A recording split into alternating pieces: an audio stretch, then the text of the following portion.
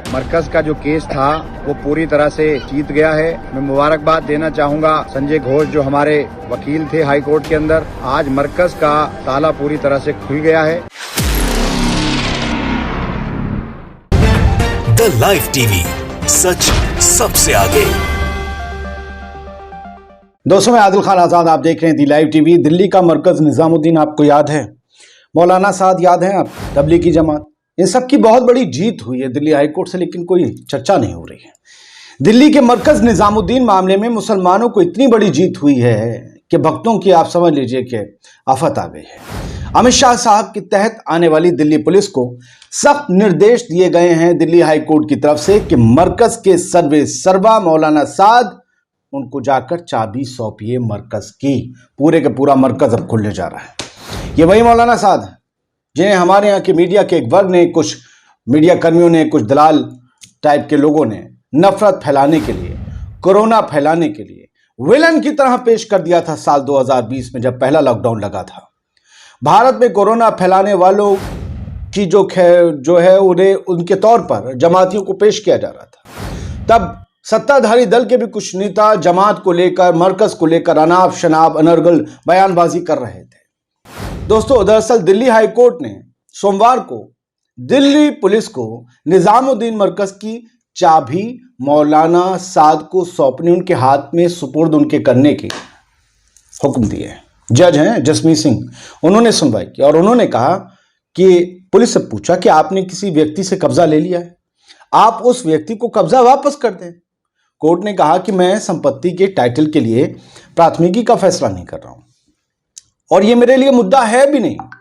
Court ने निजामुद्दीन मरकज में तबलीगी जमात का जो हेड ऑफिस है, वहां पर जो जारी पाबंदियां हैं, अभी भी बहुत ज्यादा पाबंदियां हैं, उस सब के सिलसिले में दिल्ली पुलिस के रुख को खारिज कर दिया। दिल्ली पुलिस से कहा कि पाबंदियां क्यों भाई, कोरोना है नहीं, रैलियां सब हो रही हैं, ये मैं कह रहा हूं, वही है सब।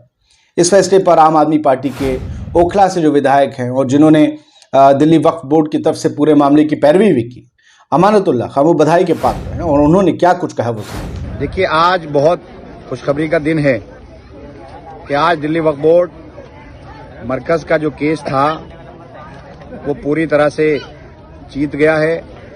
मैं मुबारकबाद देना चाहूंगा संजय घोष जो हमारे वकील थे हाई कोर्ट के अंदर, और वजी शफीक साहब जिन्होंने बहुत मेहनत करके आज मरकज का ताला पूरी तरह से खुल गया है। तो अमानत इसे लोगों की पूरी दुनिया की जीत बता रहे हैं।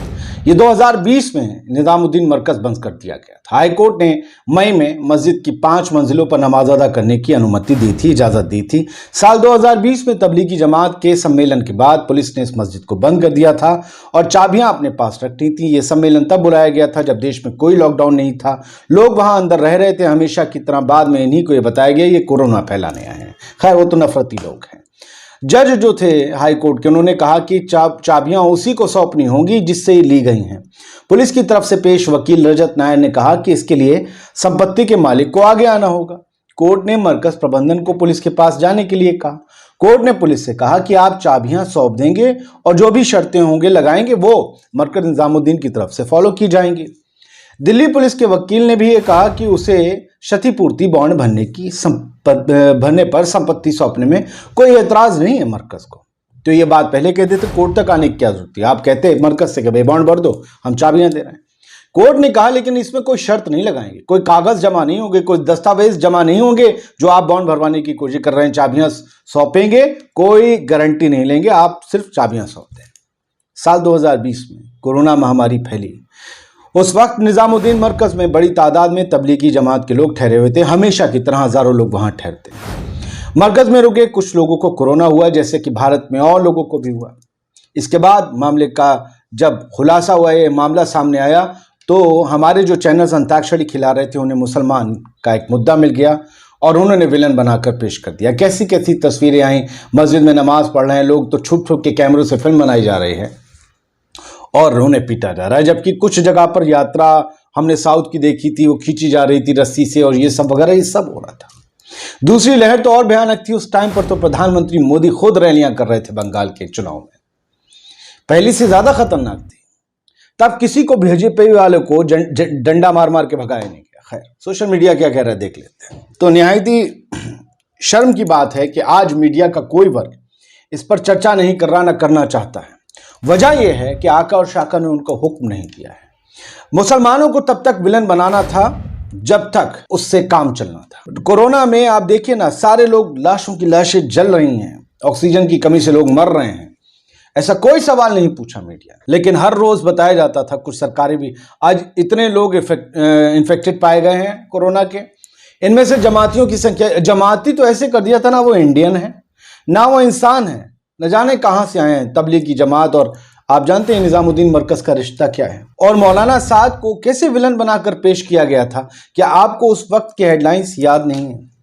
क्या टीवी प्रोग्राम्स याद नहीं है? मौलाना जिहादी फैलाएंगे संक्रमण, सब क्या क्या कर दिया गया था। सिर्फ असल में टारगेट मरकज निजामुद्दीन नहीं, एक आप ये समझ लीजिए कि अगर एक पेड़ भी मुसलमान होना तो उसे बता देंगे कि ये सिर्फ कार्बन डाइऑक्साइड छोड़ रहा है, कार्बन डाइऑक्साइड लेके ऑक्सीजन नहीं छोड़ रहा। अगर ये होती सिफत या ये मौजज़ा होता कि पेड़ भी मुसलमान होता तो वो पेड़ को भी ऐसे इल्ज़ाम दे देते। ये इतने नफरती लोग, ये राक्षसों के वंशज समझ लीजिए, जो मुसलमानों से या इंसानों से नफरत करते हैं।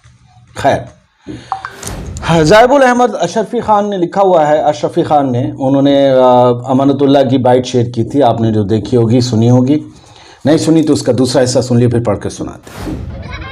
आज हाई कोर्ट के जज साहब ने कहा कि आपने जिन लोगों से चाबी दी थी, केंद्र सरकार से कहा कि जिन लोगों से आपने चाबी ली थी उनको बगैर किसी शर्त के जो आप अंडरटेकिंग लेना चाहें वो लेकर के उनको चाबी सौंप दो।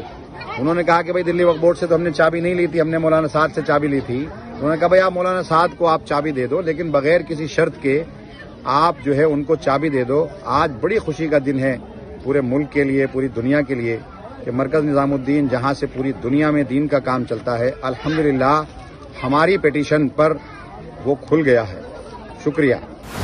तो सुनिए लिया आपने, आप देखिए, उन्होंने लिखा है कि शायतीन की तमाम कोशिशों यानी शैतान की तमाम कोशिशों के बावजूद अल्हम्दुलिल्लाह कल दिल्ली हाई कोर्ट ने फैसला सुनाया कि आलमी मरकज हजरत निजामुद्दीन की सारी चाबियां और कब्जा हजरत जी मौलाना साद साहब को दे दिया जाए, और अल्हम्दुलिल्लाह केस खारिज कर दिया गया। वो अपने अल्लाह का शुक्र अदा कर रहे हैं। अमानतुल्लाह खान साहब ने भी अपना जो है वीडियो शेयर किया, आम आदमी पार्टी के विधायक, उन्होंने लिखा अल्हम्दुलिल्लाह आज हम सब के लिए खुशखबरी का दिन है। वही जो उन्होंने अपनी बाइट में कहा, एमएलए भी हैं वो दिल्ली के और चेयरमैन भी हैं दिल्ली वक्फ बोर्ड के, इसीलिए वो ये केस उनकी तरफ से लड़ा भी जा रहा था।